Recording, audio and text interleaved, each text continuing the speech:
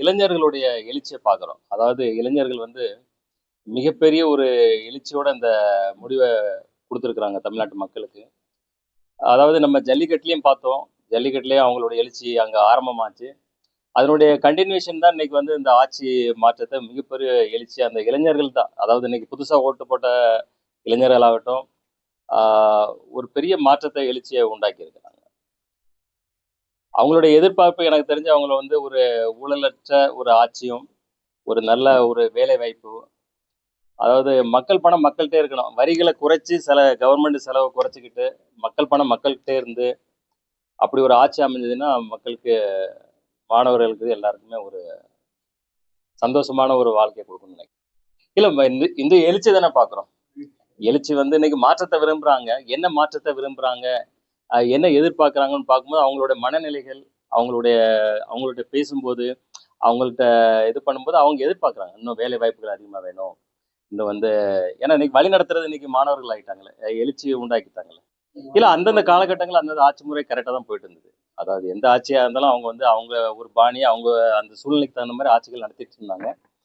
இந்திய எதிர்பார்ப்பு வேற மாதிரி இருக்கு. இந்திய முறையினருடைய எதிர்பார்ப்பு அதிகமா இருக்கு.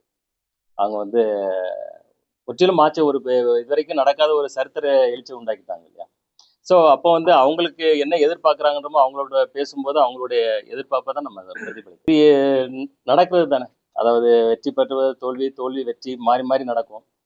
இது ஒரு எழுச்சி நடக்கும்போது அது வந்து இருக்கு. அது வந்து காலங்கள்ல மாறிட்டு தான் நடக்கும்.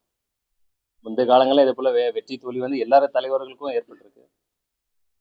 வெற்றின்றதும் நிரந்தரம் கிடையாது, தோல்வின்றதும் நிரந்தரம் கிடையாது.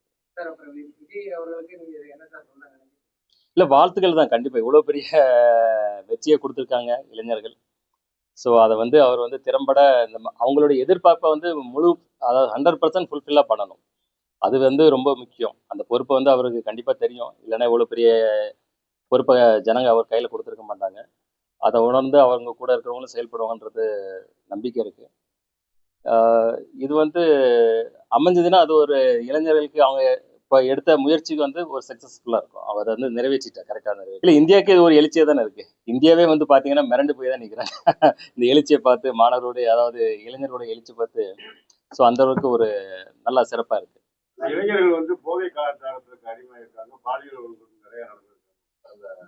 இல்ல இதை வந்து கம்ப்ளீட்டா தவிர்க்கணும்.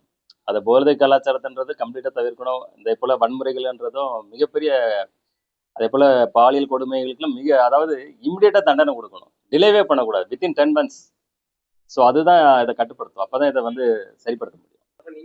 இல்லை எனக்கு வந்து எப்பவுமே அதாவது சினிமா துறை ஒரு தொழில் தான் எனக்கு ஃபர்ஸ்ட். 2வது சினிமா துறை எனக்கு ஒரு பேஷன். அதை செஞ்சுட்டு இருக்கேன்.